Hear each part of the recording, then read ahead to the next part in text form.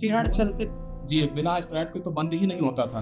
कभी ऐसे बाहर का खाना हो जाता है, अब किसी भी प्रकार की समस्या महसूस नहीं होती शरीर में। जो खून भी बंद नहीं कर पाया था, वो आपके सानिध्य में जो है वो खून आना बंद हो गया है। भारत ही नहीं, दुनिया भर में पेट की समस्याएं बढ़ रही हैं, उसमें भी दस्त आना बार-बार। और ये जब पुराना होने लगता है, कंट्रोल में नहीं रहता है, किसी दवा से नहीं रुकता है, तो इसको बोल देते हैं संग्रहणीय रोग। इसमें भी जब वो खून साथ में आने लगे आंतों से, तो कह देते हैं कि ये खूनी संग्रहणीय या फिर आईबीएस है, लेकिन ब्लीडिंग वाली। तो ऐसे में रोगियों के जो पसीने छूटते हैं, वो मैं आपको नहीं बता सकता। जो भोग रहा है, भोग चुका है, वो उससे पूछिए। तो मैं आपको एक ऐसे व्यक्ति से मिलवाऊंगा आज, जो इस चीज को फेस कर चुके हैं और अब आयुर्वेद की मदद से वो ठीक है। और इतना ही नहीं, मैं वैसे भाई बहनों से प्रार्थना करूं जो भी अपनी प्रैक्टिस कर रहे हैं, इस वीडियो को एक बार देखना। मैं अंत में चर्चा करूंगा इस भाई से मिलवाने के बाद आपको कि क्या औषधियां हमने उसमें लगवाई, कितना समय लग जाता है एक रोगी को ठीक होने में, ताकि आप तैयार रहें, प्रिपेयर्ड रहें उस चीज के लिए। क्या क्या कॉम्प्लिकेशंस आ सकती है, सब पे बात करेंगे। आइए पहले वीडियो देख लेते हैं। नमस्कार, क्या नाम है आपका? जी, विवेक त्रिपाठी नमस कहाँ से आए हैं आप? ये अभय जी सर। जी, कहिए आप क्या कहना चाहते हैं? पहले किस समस्या से पीड़ित रहे, कितना समय? और ये हमको लगभग 7 साल हो गया था। अल्सरेटिव कोलाइटिस जो खूनी संग्रहण है, उससे जो है हम परेशान थे। हमने जो है अंग्रेजी काफ़ी दवा कराई है, लेकिन उससे जो है कुछ समय के लिए आराम मिलता था, फिर से वही समस्या जो है उत्पन्न हो जाती थी। फिर हम जब से आपके पास आए थे तब हमारा वज़न भी बहुत कम था। हुँ, फिर लगभग आज 1.5 साल लगभग हो गया है आपके पास इलाज कराते हुए। अब जो है हम लगभग जो है पूर्णतः जो है वो स्वस्थ हैं। अब किसी भी प्रकार की समस्या महसूस नहीं होती शरीर में। जो खून भी बंद नहीं कर पाया था, वो आपके सानिध्य में जो है वो खून आना बंद हो गया है। दवाइयाँ जो है जो अंग्रेज़ी खाते थे वो लगभग बंद हो गई हैं हमारी सारी की सारी। अब लगभग पूर्णतः जो है स्वस्थ महसूस कर रहे हैं। शुरुआत में तो लगता होगा पता नहीं ठीक हो पाऊँगा या नहीं, नहीं। बिल्कुल जो है हम बिल्कुल निराश हो गए थे, क्योंकि जो है अंग्रेज़ी जो डॉक्टर थे हमारे, वो कहते थे कि पूरी ज़िंदगी दवा चलेगी इसकी, इसका कोई इलाज होता नहीं है। हाँ, जब हम आपके पास आए थे, आपका सानिध्य मिला और आपने कहा कि नहीं, बहुत ही जल्द ये ठीक हो जाएगा। बस ये थोड़ा जो है आपको हमारा कहा करना पड़ेगा। जैसा कि आपने बताया हमें कैसे क्या खाना है, कैसे पीना है, और जो दवाइयाँ आपने लिखी हैं उसके माध्यम से जो है इस समय जो है हम बिल्कुल जो है स्वस्थ। ठीक है। लोगों को क्या कहना चाहोगे जो इससे पीड़ित है? बस यही कहना है कि जो ऐसी कोई समस्या है तो एक बार जो है गुरु जी के सानिध्य में ज़रूर आएँ। अब वो यहाँ एक बार इलाज कराएँ, उनका पूरा जो है जीवन जो है सुखमय हो जाएगा। क्योंकि इतनी सारी परेशानी, इतनी तकलीफ होती है इस बीमारी में कि शरीर जो है पूरा बर्बाद हो जाता है। हम जब आपके पास आए थे और तब से अब में लगभग 12 से 15 किलो का वज़न भी बढ़ा है, और शारीरिक कमज़ोरी काफ़ी हद तक हमारी जो है दूर हुई है। खून आता था पहले, स्टीरॉयड चलते जी, बिना स्टेरॉइड के तो बंद ही नहीं होता था। अब खून तो इतना आता था कि जो है कि 1 गिलास गिर जाए, आधा गिलास गिर जाए, 50-50, 100-100 में जो है खून हमारा जो है गिर जाता था। कितने समय से नहीं गिरा? ये पिछले 3 महीने से एक भी बूँद जो है वो बिल्कुल भी नहीं आई है। आपकी कृपा से जो है ज़िंदगी में जो है वो ये तो परमात्मा की ही कृपा होती है। और जो है सारी चीज़ें, वो चीज़ें जो खाने को तरस गए थे, और गुरु जी के सानिध्य में वो सारी चीज़ें आज हमको खाने को भी मिल रही हैं। क्या मिल रहा है आपको खाने को? घरेलू जितना भी हाथ होता है, मत जोड़ो। जी, जितनी भी चीज़ें जो है घरेलू जो बनती थी पहले, उसमें से लगभग 80% खाने को नहीं मिलती थी। हाँ, हाँ। लेकिन अब सारी सब्जियाँ हैं, कभी-कभी मिठाइयाँ हैं, बाहर जैसे शादी-बारात में जाना है, वहाँ का खाना है, हुँ। कभी ऐसे बाहर का खाना हो जाता है। अब जो है किसी प्रकार की कोई अब कमी महसूस नहीं। अब आप ये मत करना कि अ, जैसे मूर्ख मक्खी होती है, जी, जी। वो चाशनी के कड़ाहे के बीच डूब मरती है जी, और समझदार होती है, वो किनारे पे रह के स्वाद लेके निकल लेती है। जी। तो अब आप इन चीज़ों में उलझ मत जाना। आपने जैसा बताया है वैसा ही जो है पूर्ण जो है पूरा जीवन जो है जीना है। ये ज़रूर याद रखना कि बीमारी कभी भी हो सकती है, इसलिए मुझे संयम से जीना है। जी, बिल्कुल। ठीक है? चलो खुश रहो। तो देखा आपने किस तरह से एक व्यक्ति जो दिन भर खून निकल रहा है जिसका मल के साथ, वो आज अपने आप में स्वस्थ है। तो सबसे पहले मैंने इसमें क्या किया? सबसे पहले आपको डर से मुक्त करना है या खुद भी डर से हटना है कि पता नहीं ब्लीडिंग हो जाएगी तो क्या हो जाए।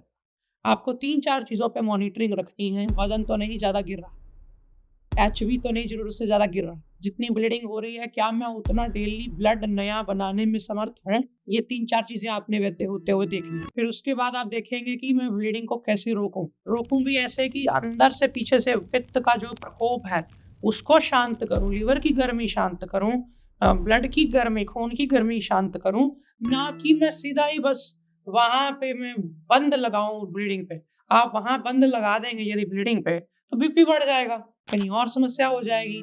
आपने एक जगह से इंटेस्टाइन से जोर लगा के कुछ औषधियाँ दे करके बंद करा वहाँ से ब्लड का फ्लो, तो हो सकता है किसी और पोर्शन में वो जा कर के पित्त ठीक करेंगे तो शीत-पित्त हो जाएगा, अर्टिकार्या हो जाएगा, रैशेज़ होने लग जाएँगे, उसकी गर्मी कहीं भी जोर डाल सकती है। तो आपको ये चीज़ से संभलते हुए बड़ी सावधानी से पहले पीछे से डाइट जिससे वो खराब हो रही है, उसकी चीज़ें वर्स्ट हो रही हैं, जो कि अक्सर एलोपैथ की ट्रीटमेंट के दौरान लोग अवॉइड करते हैं। डॉक्टर्स कहते हैं कोई नहीं सीरियल चल रहा है, आप खाओ जो खाना है, आप खाओ पनीर, आप खाओ दाल, तो कभी वो बाहर आ ही नहीं सकता उससे। तो आपको हम पहले डाइट के बारे में समझाते हैं कि ये चीज़ें आपने खानी है। जो चीज़ें आपकी ब्लीडिंग को ट्रिगर करती हैं, उसको बंद करवाएँ। वैद्य भाई-बहन जानते हैं कौन-सी चीज़ें ऐसी होती हैं। जो चीज़ें ब्लीडिंग को शांत करें, उनको ऐड करिए, आयरन को बढ़ाएँ, उनको ऐड करिए, लघु हों पचने में, जल्दी-जल्दी पच जाएँ ऊपर ही इंटेस्टाइन्स में, नीचे जाने में ज़्यादा एब्ज़ॉर्प्शन की ज़रूरत ना पड़े उसमें, वो करिए।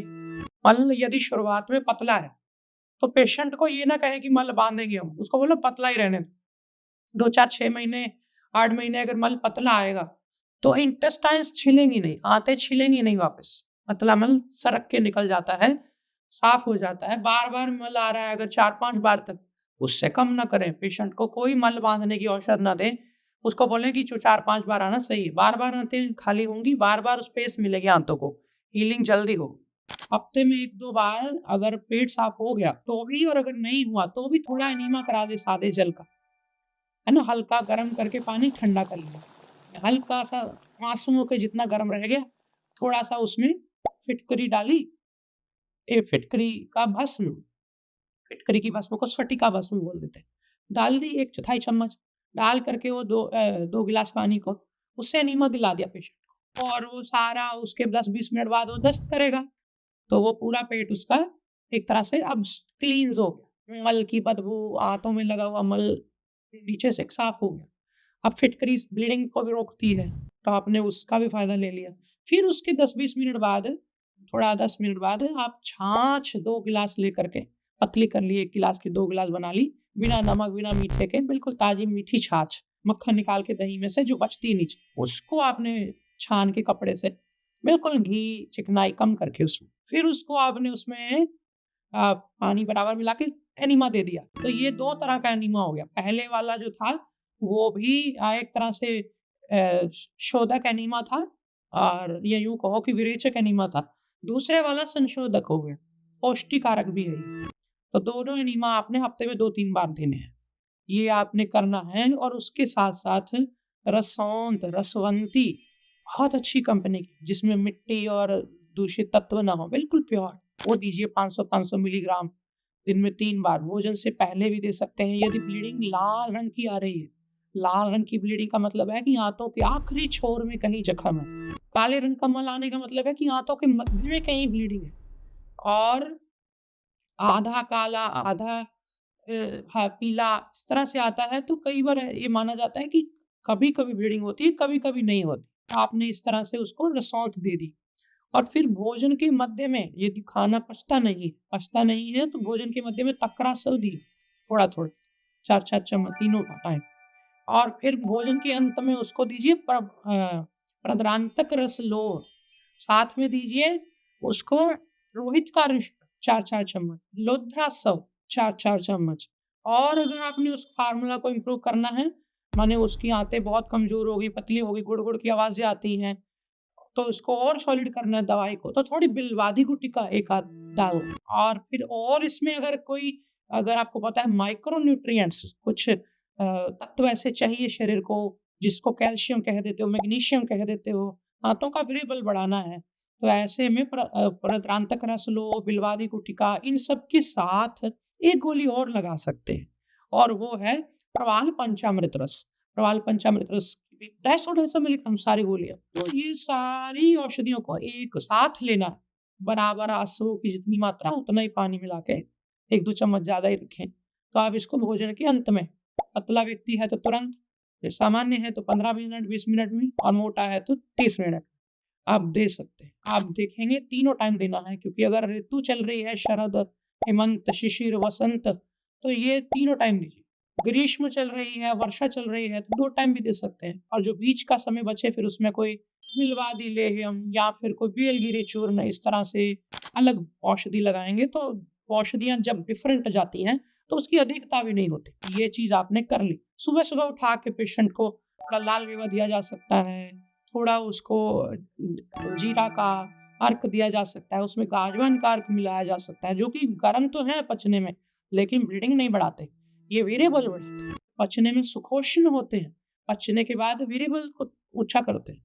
तो ये सारी चीज़ें आपने दी। अगर बहुत जलन है किसी को आंतों में या कुछ, फिर थोड़ा उसको बीच में उसी में पुदीना का अर्क ऐसे कुछ मिला देते हैं। और खाने के घंटे, डेढ़ घंटे बाद थोड़ा गोदुग्ध, ताकि 1/4 कप से आधा कप तक सुबह, दोपहर दोनों टाइम, खाने के डेढ़ घंटे बाद। रात को नहीं देते कि कफ ना करे। तो इस तरह से आप रोगी को अपने गाइडेंस में, अपनी ऑब्जर्वेशन में रखें। छोटी-मोटी दिक्कतें आ सकती हैं, ब्लीडिंग मुझे डॉक्टर साहब ज़्यादा है, क्या करूँ? ऐसी परिस्थितियों में फिर आप उसमें औषधियों में, सौंफ से वैसे आती नहीं है ब्लीडिंग, लेकिन फिर भी आप स्फटिक भस्म जो होती है, वो अगर व्यक्ति कफ़ज है साथ में और अगर वो वातज है, तब चल जाएगी स्फटिक वसम, फिटकरी की वसम, वो भी इन आंसुओं के साथ ही तीनों टाइम चलती रहे 2-2 रत्ती, मतलब 250-250 मिलीग्राम। तो बड़ा अच्छा रिज़ल्ट है इन सब चीज़ों का। और फिर भी वैद्य भाई-बहन हर औषधि का गुण, धर्म, दोष, कहाँ इसको रखना, किस प्रकृति को नहीं देना, क्या इसके प्रॉस कॉन्स सब देख कर के एक बार आप बनाइएगा। मेरी औषध सिर्फ़ एक पैटर्न है, एक ढंग है। आपको मैंने जो औषधियाँ ज़्यादा लाभ करती हैं, उसके बारे में बताया, ब्लीडिंग में ख़ास। तो आप फिर भी अगर किसी को ब्लीडिंग बंद हो गई है, तो वो ब्लीडिंग वाली चीज़ें हटा कर के उसकी जगह पे रोहित का ऋषिलोद्रास तो चलता ही रहता है। ज़्यादा समय मान लो आपको 2 महीने, 3 महीने आपने दे दिया, परवाल पंचामृत रस, फिर 1 महीना बीच में ना दिया, कोई दिक्कत नहीं अगर ब्लीडिंग रुक गई है तो। फिर बीच में बंद करके कुछ मोती, भस्म आदि ऐसी बदल-बदल कर चीज़ें उपयोग में लाएँ। और आप देखेंगे बिलवास सब भी काम करता है, सामान्य अगर ब्लीडिंग नहीं है। फिलहाल इतना ही, अब फिर मिलूँगा एक नई वीडियो, एक नई जानकारी के साथ, तब तक अपनी फीडबैक दीजिएगा डॉक्टर भाई-बहन। और रोगियों को मैं प्रार्थना करूँ, सेल्फ मेडिकेशन ना करिएगा, औंधे मुँह भी गिर सकते हैं आप। ये नहीं कि सुना और खुद चालू कर दिया। हमारे चिकित्सालय आपके लिए खुले हैं, जो सचमुच में दुखी है, वहाँ पे हमारे डॉक्टर्स भी बैठे हैं। अब ये कोई प्रचार नहीं है, पर डॉक्टर का काम क्या है? डॉक्टर का काम है कि वो सब काम छोड़ के पहले रोगी का, अगर वो आया है तो उसको मदद करें। हम तैयार हैं, आपको रोक नहीं रहे, हमारे चिकित्सक बैठे हैं अपने-अपने चिकित्सालयों में। देश भर में अलग-अलग स्थान पे मैंने जो चिकित्सालय 3 जगह अभी खोले हैं, उसका कारण ही यही है कि आपको जो नज़दीक पड़े वहाँ पे आप फिलहाल चले जाओ। और धीरे-धीरे आने वाले समय में और भी जगह पे हम ऐसे चिकित्सालयों की व्यवस्था करेंगे, ताकि आप लोगों को घर बैठे या अपने आस-पास से ही हम वैसा ही उन्नत उपचार दे सकें, जो आप ऋषियों से, हमारे गुरुओं से आप चाहते हैं कि हमें मिले। आज फिलहाल इतना ही, नमस्कार। निरोगी रहना हम सबका मौलिक अधिकार है, इससे हमें कोई वंचित नहीं रख सकता। और हम सब पे बहुत उपकार हैं हमारे ऋषियों के, जिन्होंने हमें योग, आयुर्वेद जैसी विधाएं दी। और इन विधाओं का सही तरीके से पालन करते हुए हमने स्थापना की है आनंदम आयुर्वेद के चिकित्सालयों की, जो कि अमृतसर, पंचकुला और वृंदावन जैसे स्थानों पर आपको सेवाएं दे रहे हैं। आप वहां जाकर के जब हमारे वैद्यों से परामर्श करेंगे, तो वे आपको आयुर्वेद की मूल सिद्धांतों और मेरे खुद के जो निर्देश हैं, जिससे कि रोगी का जल्द से जल्द जो भला हो सके, इस भावना को ध्यान में रख करके हमने ऐसे प्रोटोकॉल्स, ऐसे नियम, ऐसे सिद्धांत वहां पर, आदर्श वहां पर स्थापित किए। आप वहां जाकर के चिकित्सकों से जब आप मिलेंगे, आपको ऐसा अनुभव होगा कि आपने आयुर्वेद की विधा को सही ढंग से प्राप्त किया है। आप जाकर के जरूर उनसे मदद लीजिए। जो लोग भी फंसे हुए हैं रोगों में, व्याधियों में, उनका भला हो, ऐसी भावना से मैंने आप सबको ये सेवाएं आप सबके लिए शुरू की हैं। आप जरूर से जाकर के इनका लाभ